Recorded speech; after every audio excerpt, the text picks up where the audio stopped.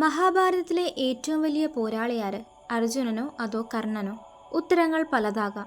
പക്ഷേ യുദ്ധകളത്തിൽ വീരമൃത്യു വരിച്ച കർണന്റെ ആ അവസാന നിമിഷങ്ങൾ ആലോചിച്ചിട്ടുണ്ടോ?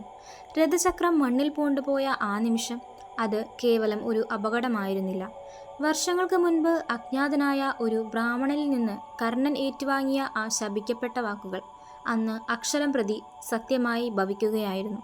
എന്തായിരുന്നു ആ സംഭവം? നമുക്ക് നോക്കാം. പരശുരാമന്റെ ശാപം. വിദ്യ അഭ്യസിക്കാൻ വേണ്ടി ഒരു ബ്രാഹ്മണനായി വേഷം മാറി കർണൻ പരശുരാമന്റെ അടുത്തെത്തി. ഗുരുദക്ഷിണയായി കർണൻ ആഗ്രഹിച്ചത് അസ്ത്രവിദ്യയായിരുന്നു.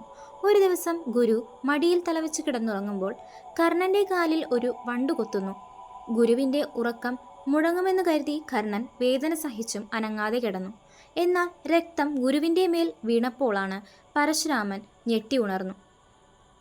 ഒരു ബ്രാഹ്മണന് ഇത്രയും കഠിനമായ വേദന സഹിക്കാൻ കഴിയില്ല.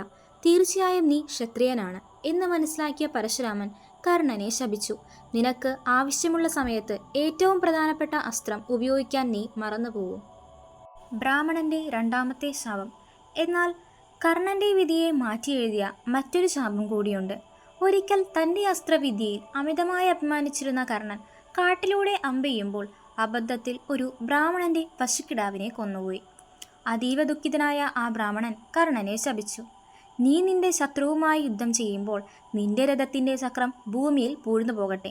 നീ നിസ്സഹായനായി നിൽക്കുമ്പോൾ നിന്റെ ശത്രു നിന്നെ വധിക്കട്ടെ. അന്ന് ആ ബ്രാഹ്മണൻ പറഞ്ഞത് കുരുക്ഷേത്ര യുദ്ധത്തിൽ കർണന്റെ അവസാനമായി മാറി.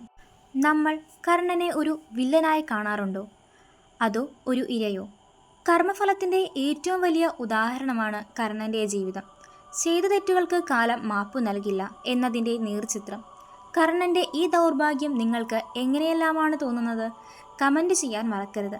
ഇതുപോലെയുള്ള കൂടുതൽ ചരിത്ര പുരാണ വിശേഷങ്ങൾക്കായി നമ്മുടെ ചാനൽ സബ്സ്ക്രൈബ് ചെയ്യുക. അടുത്ത വീഡിയോയിൽ കാണാം.